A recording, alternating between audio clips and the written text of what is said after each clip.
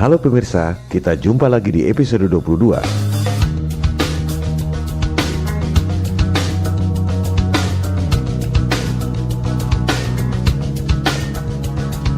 Beberapa hari lalu, saya kebetulan pergi ke sebuah toko buku. Di bagian Social Sciences, saya tertarik pada sebuah buku berjudul Indonesia dalam Rekayasa Kehidupan. Di covernya, terlihat ilustrasi gambar gurita mencengkeram bumi dan Indonesia. Saya menduga gurita ini adalah simbol dari sistem yang zolim yang mencengkeram seluruh dunia. Gurita tersebut memiliki 8 kaki atau tentakel, mungkin simbol dari 8 penjuru angin. Jadi, gurita dengan 8 tentakel ini adalah simbol dari sistem global yang mencengkeram dari 8 penjuru angin. Bumi berbentuk globe, interpretasi saya adalah simbol globalisasi, penjajahan gaya baru yang dibuat oleh elit global. Di situ terlihat ada figur anak Indonesia yang dengan berani melawan sang gurita raksasa, sehingga gurita tersebut tampak ketakutan. Ini sangat senada dengan adegan film yang sering saya cuplik, David vs Goliath, Nabi Daud melawan Jalut. Bagi saya, keberanian David melawan Goliath adalah simbol dari hidup tanpa rasa takut, kecuali kepada Tuhan.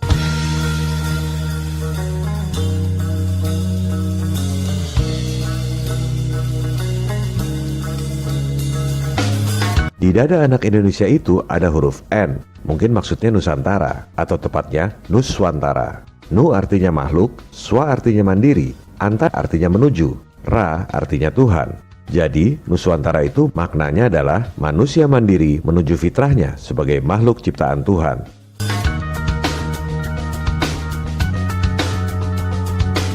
Buku ini ditulis oleh Bapak Komjen Pol Dr. Andes Dharma Pongrekun, Magister Manajemen, Magister Hukum, seorang Jenderal Bintang 3, pejabat tinggi kepolisian di bidang cyber. Propaganda yang dilakukan adalah propaganda ketakutan. Itu berlangsung di seluruh dunia. Dan propaganda ketakutan adalah caranya iblis. Pada episode ini, kita akan bahas esensi buku Indonesia dalam Rekayasa Kehidupan, di mana banyak hal yang sejalan dan satu pemikiran dengan serial video kita selama ini. Resensi buku ini dibuat atas inisiatif saya sendiri, karena meyakini bahwa buku ini sangat penting dibaca dan dipahami oleh kita semua, anak-anak bangsa. Semua komentar di video ini adalah analisis dan interpretasi saya berdasarkan fakta-fakta dan data-data yang saya miliki. Mohon maaf kepada Pak Jenderal jika terdapat kesalahan penafsiran atau hal-hal yang kurang berkenan pada video ini.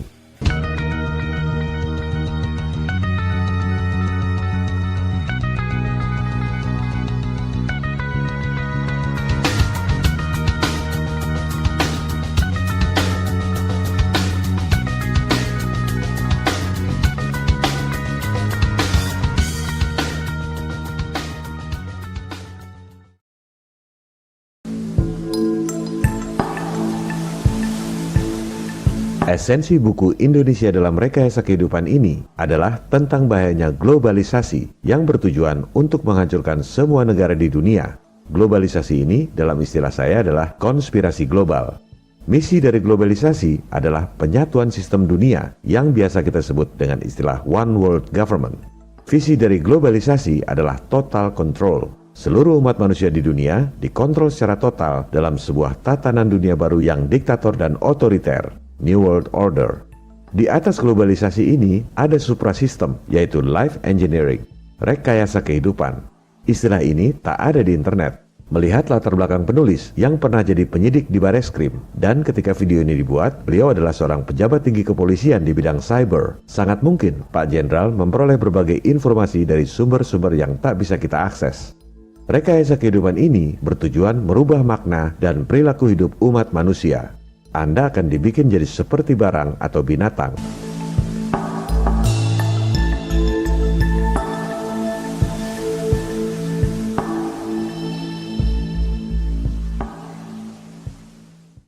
Sekarang telah terjadi gerakan globalisasi yang akan menghancurkan bukan saja Indonesia tetapi seluruh dunia.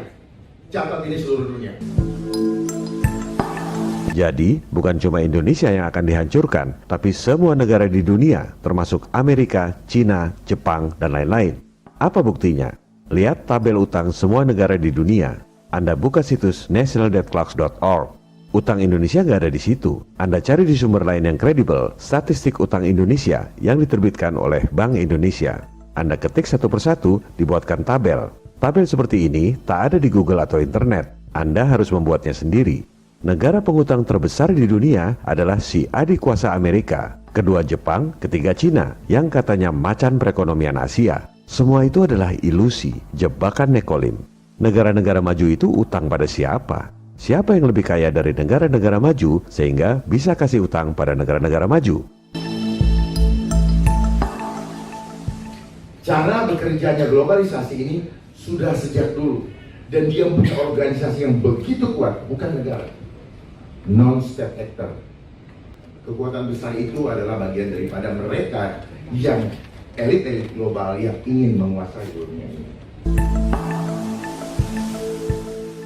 Indonesia utangnya kelihatan kecil dibanding Amerika, Jepang, dan Cina. Apa dampaknya? Lihat APBN 2020, anggaran buat bayar bunga utang saja 295 triliun rupiah.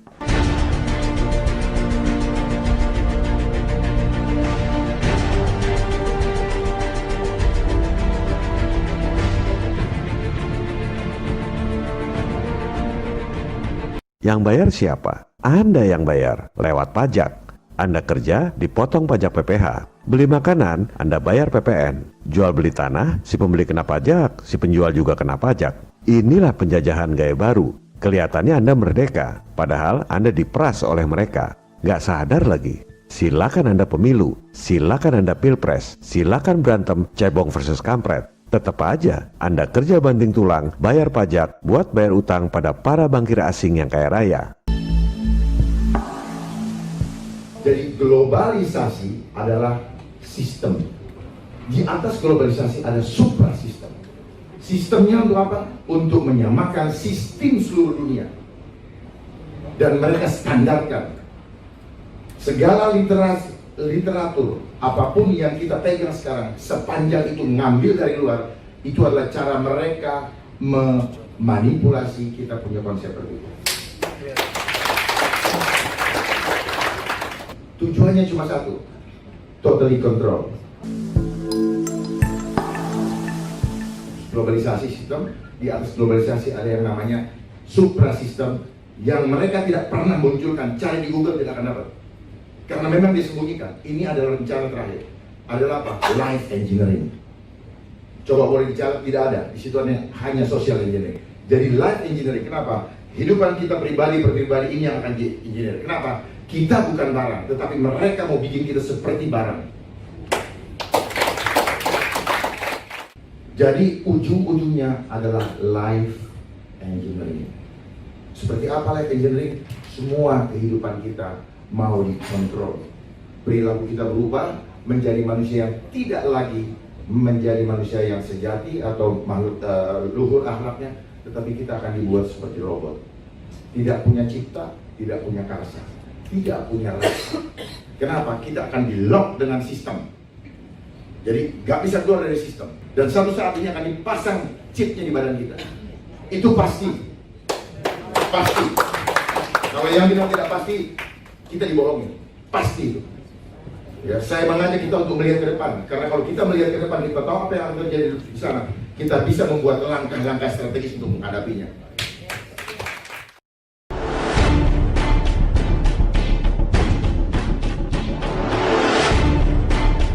Program dari globalisasi adalah money, power, dan control population. Dengan menguasai moneter dan bisnis global, memiliki banyak uang digunakan untuk menciptakan kekuasaan di atas negara-negara di seluruh dunia yang kemudian digunakan untuk mengontrol penduduk dunia. Program Money, Power, dan Control Population dijalankan dengan strategi yang terstruktur, sistematis, dan masif.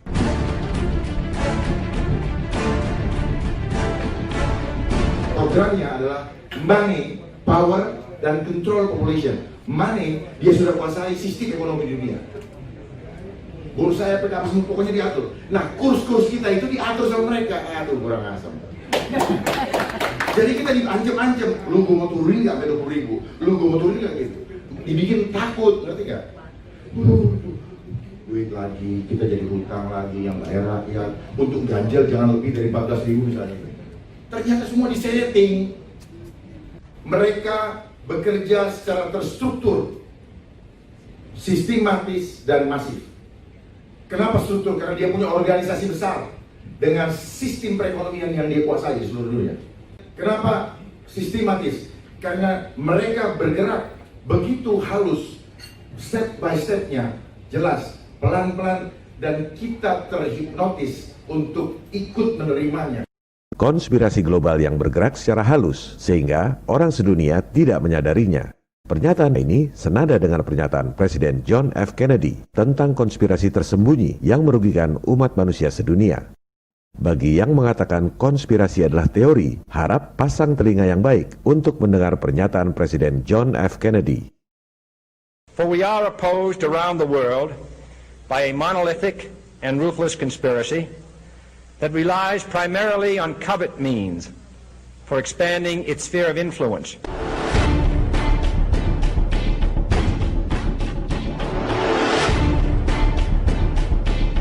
Pernyataan selanjutnya dari Pak Jenderal Dharma juga esensinya sama persis dengan pernyataan lanjutan dari Presiden John F. Kennedy. Kemudian masif, karena mereka semua bergerak di seluruh dunia, di dalam seluruh sendi kehidupan, tidak ada yang lolos. Modus operandi yang sama juga dijelaskan oleh Presiden John F. Kennedy. It is a system which has conscripted vast human and material resources into the building of a tightly knit, highly efficient machine that combines military, diplomatic, intelligence, economic, scientific, and political operations.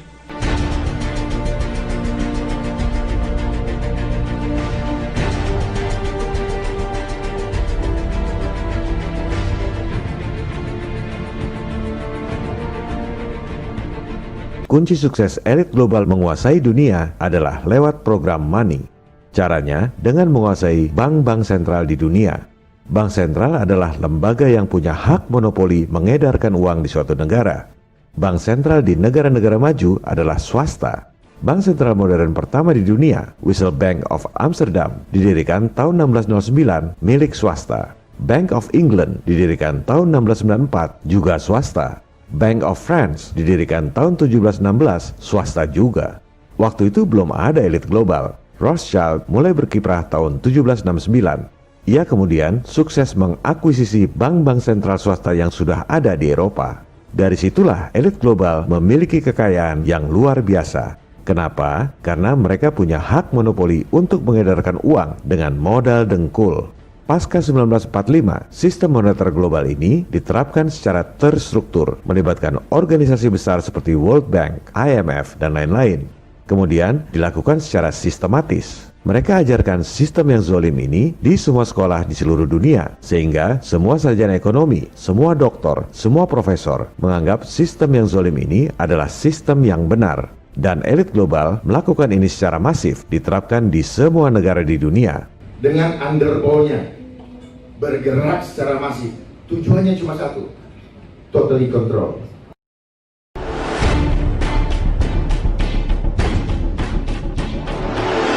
Mari kita buktikan. Silakan Anda buka laporan keuangan Bank Indonesia periode akhir tahun lalu, yaitu 31 Desember 2019. Jangan terintimidasi dengan deretan angka-angka yang banyak. Anda cukup lihat satu baris, berapa uang rupiah yang diedarkan oleh Bank Sentral. 793 triliun rupiah. Bank membukukannya di bagian liabilitas. Harus ada lawannya di bagian aset. Apa dasar Bank Sentral mengedarkan uang? Karena pendidikan di sekolah, kebanyakan orang akan bilang dasarnya adalah emas. Mari kita buktikan, berapa aset emas yang dimiliki oleh Bank Indonesia? Hanya 53,4 triliun rupiah. Omong kosong kalau dibilang nyetak duit dasarnya emas. Itu aset emasnya 0 rupiah pun tetap saja bisa mengedarkan uang 793 triliun rupiah. Lantas, apa dasarnya? Lihat baris di bawahnya. Dasar untuk menerbitkan uang adalah surat berharga alias bond, cash bond. The name's Bond. James Bond. Jumlahnya 2.000 triliun rupiah, surat utang tanpa jaminan.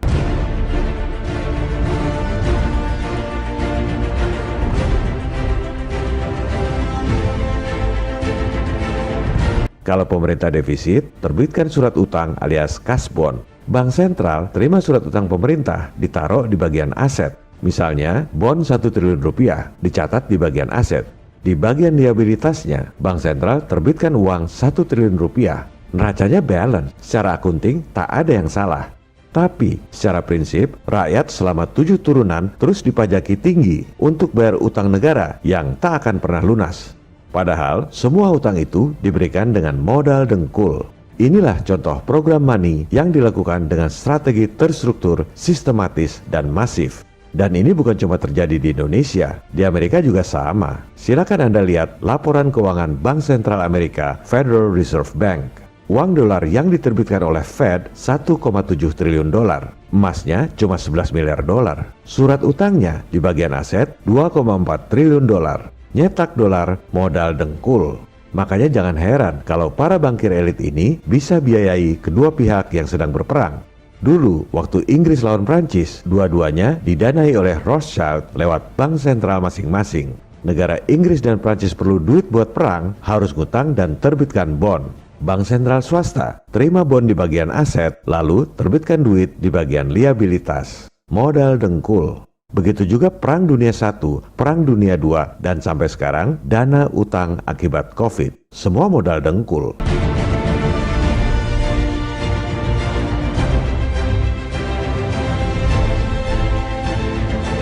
Sampai kapan umat manusia di dunia sadar telah dikadali oleh sistem yang zolim yang diajarkan di semua sekolah di dunia dan dipropagandakan oleh semua media massa? Propaganda ketakutan, apa itu? Itu 9/11 itu propaganda, ISIS itu propaganda, dan teroris yang ada di dunia juga propagandanya mereka, dan mereka gunakan itu, dan ada yang dibayar, disetting, ada yang memainkan.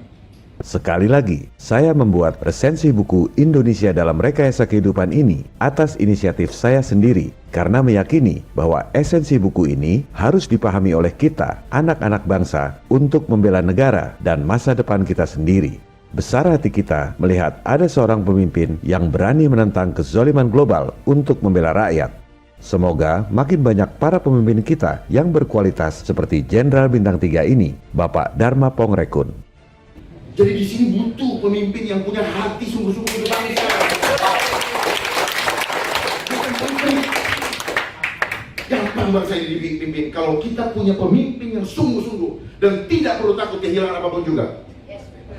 Kalau kita takut kehilangan apa, ya pasti kita kehilangan, itu udah rumusnya. Tapi kalau kita tidak takut kehilangan, Tuhan akan memberikan kepada kita. Viva Republik Indonesia, salam people power. This is a revolution. I hate imperialism. I detest colonialism.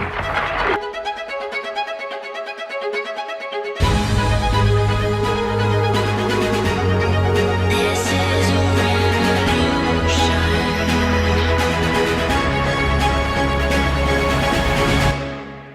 This is a revolution. Jangan berhenti, revolusimu